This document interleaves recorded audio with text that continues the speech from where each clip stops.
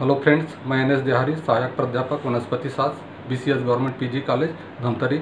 आज मैं आप लोगों को मल्टीप्लिकेशन ऑफ बैक्टीरियोफेज के बारे में बताना चाहूँगा।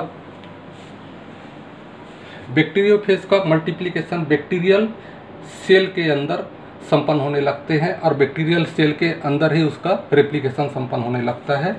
यह प्रक्रिया दो अलग अलग प्रकार से होने लगते हैं। पहला है लाइटिक साइकिल और दूसरा है लाइसोजेनिक साइकिल। पहले आप लोगों को लाइटिक साइकिल के बारे में बताना चाहूँगा। इसमें बैक्टीरियोफेज वायरस बैक्टीरिया पर पूरी तरह कंट्रोल करने लगता है, जिससे अंत में बैक्टीरियल सेल की डेथ हो जाती है। इसमें बैक्टीरियोफेज का एग्जाम्पल लेते हैं T1 फेज और बैक्टीरिया का एग्जाम्पल लेते हैं तो एशेरिचिया कोलाई। फर्स्ट स्टेप है इन्फेक्शन। तो इन्फेक्शन की प्रक्रिया में देखते हैं तो बैक्टीरियोफेज होता है टेल फाइबर के माध्यम से बैक्टीरियल के सेल वॉल से इन्फेक्शन करने लगते हैं, अटैचमेंट करने लगते हैं। ये पर्टिकुलर पार्ट से ही चिपकने लगते हैं, जैसे यहाँ ग्रीन वाले पार्ट से मैंने शो किया है उसी पार्ट से चिपकते हैं। इस पार्ट से ये अटैचमेंट नहीं कर सकते।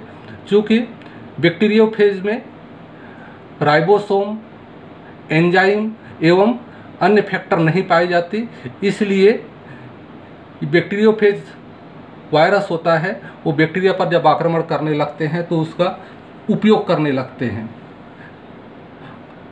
इन्फेक्शन की प्रक्रिया होता है वो दो प्रकार से होने लगते हैं। पहला है पेनिट्रेशन। पेनिट्रेशन में देखते हैं तो बैक्टीरियोफेज वायरस होता है वो कुछ ऐसे एंजाइम जैसे लाइसो एंजाइम का सिक्रेशन करने लगते हैं, जिससे बैक्टीरियल सेल के जो सेल वॉल होते हैं उसमें एक छिद्र बन जाता है और बैक्टीरियोफेज के DNA होते हैं वो बैक्टीरियल सेल के अंदर प्रवेश करने लगते हैं। दूसरा है एडजॉर्प्शन।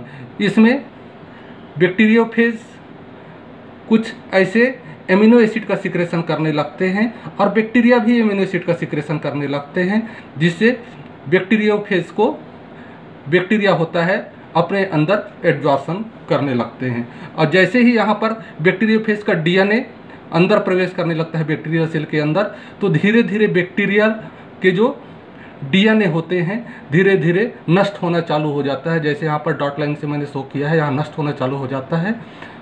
अगले स्टेप में देखते हैं बायोसिंथेसिस। यहाँ पर बैक्टीरिया के DNA देखिए नष्ट होना चालू हो गया है और बैक्टीरियोफेज के जो DNA होते हैं मल्टीप्लिकेशन करने लगते हैं, छोटे छोटे टुकड़ों में डिवाइड हो जाते हैं।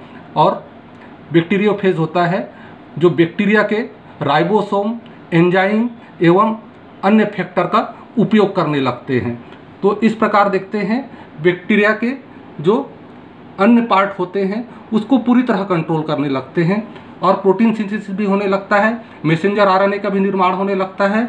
तो इस प्रकार देखते हैं यहाँ पर बैक्टीरियोफेज के हेड वाला पार्ट बन जाता है, टेल वाला पार्ट बन जाता है, टेल फाइबर बन जाता है। और इस प्रकार आगे देखते हैं यहाँ पर बीच वाले रेड वाला पार्ट है वो बैक्टीरियोफेज के DNA है और चारों ओर हेड, टेल और टेल फाइबर का निर्माण होने लगते हैं। तो इस प्रकार एक नए प्रकार के बैक्टीरियोफेज बन जाते हैं।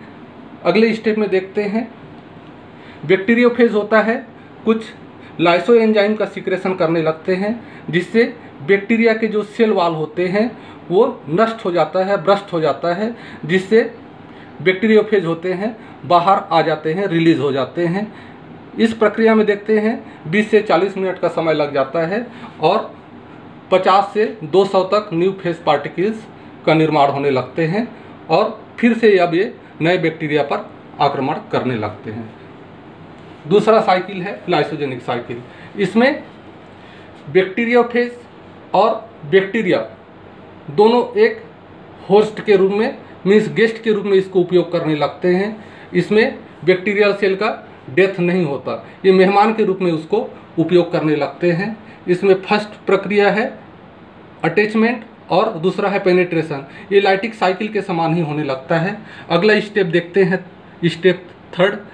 यहाँ पर जैसे ही बैक्टीरियोफेज का जो DNA होता है अंदर प्रवेश करने लगते हैं, तो बैक्टीरिया के DNA और बैक्टीरियोफेज के DNA दोनों आपस में मिल जाते हैं। इसमें बिल्कुल ऐसे होता है कि गेस्ट के समान, वो बिल्कुल जो बाहरी जो डीएनए होता है उसको अपने में समावेशित करने लगते हैं। इसमें बैक्टीरियल सेल का डाइजेशन या वो नष्ट नहीं हो पाता, इस प्रक्रिया को प्रोफेज कहते हैं। तो इस प्रकार यहाँ पर मैंने शो किया है viral DNA attach to bacterial DNA, दोनों आपस में मिल जाते हैं। इस स्टेज को टेम्परेट फेज कहते हैं और इसे लाइसोजेनी कहते हैं। उसके पश्चात बैक्टीरिया के डीएनए और बैक्टीरियोफेज के डीएनए दोनों आपस में मिले रहते हैं, दोनों आपस में रेप्लिकेशन करने लगते हैं। उसके पश्चात बाइनरी फिजन करने लगते हैं, दो पार्ट में डिवाइड हो जाते हैं। जैसे यहाँ पर मैंने शो किया है, दो अलग अलग डॉटर सेल का निर्माण हो जाता है। यह एक लंबी प्रक्रिया है। उसके पश्चात कुछ ऐसे सिचुएशन बन जाते हैं, कुछ इन्वायरमेंटल फैक्टर अल्ट्रावायलेट किरण के कारण या कुछ इंटरनल फैक्टर के कारण या कुछ केमिकल के कारण बैक्टीरियल डीएनए और बैक्टीरियोफेज के डीएनए होते हैं, दोनों अलग अलग हो जाते हैं। उसके पश्चात बैक्टीरिया के डीएनए होते हैं वो नष्ट हो जाते हैं। फिर अगले प्रक्रिया में देखते हैं, अब केवल यहाँ पर बैक्टीरियोफेज के डीएनए होते हैं वो बच जाते हैं और फिर से अब बायोसिंथेसिस होने लगते हैं। यहाँ पर प्रोटीन का निर्माण होने लगता है, टेल फाइबर का निर्माण होने लगता है, नेक का निर्माण होने लगता है। तो इस प्रकार देखते हैं फिर से नए फेज पार्टिकल्स का निर्माण होने लगता है और बैक्टीरियोफेज होते हैं। उसी समय कुछ लाइसो एंजाइम का सिक्रेशन करने लगते हैं, जिससे बैक्टीरिया के जो सेल वाल होते हैं ब्रस्ट हो जाते हैं, टूट जाते हैं और नए बैक्टीरिया फेज होता है वो बाहर आ जाता है और आगे की प्रक्रिया है वो लाइटिक साइकिल के समान फिर से संपन्न होने लगते हैं। तो इस प्रकार लाइसोजेनिक साइकिल में फर्स्ट होता है लाइसोजेनी प्रोफेज वाला स्टेज होता है और दूसरा है लाइटिक साइकिल, दो अलग अलग प्रक्रिया में संपन्न होने लगते हैं। आगे देखते हैं इसका बायोलॉजिकल सिग्निफिकेंस। फर्स्ट है बायोलॉजिकल कंट्रोल। जैसे विभिन्न प्रकार के जो पैथोजेनिक बैक्टीरिया होते हैं उसको बैक्टीरियोफेज आक्रमण करके नष्ट कर देते हैं। जैसे गंगा नदी का पानी होता है इसलिए हमेशा शुद्ध बना रहता है, उसमें हानिकारक बैक्टीरिया को ये बैक्टीरियोफेज होते हैं नष्ट कर देते हैं।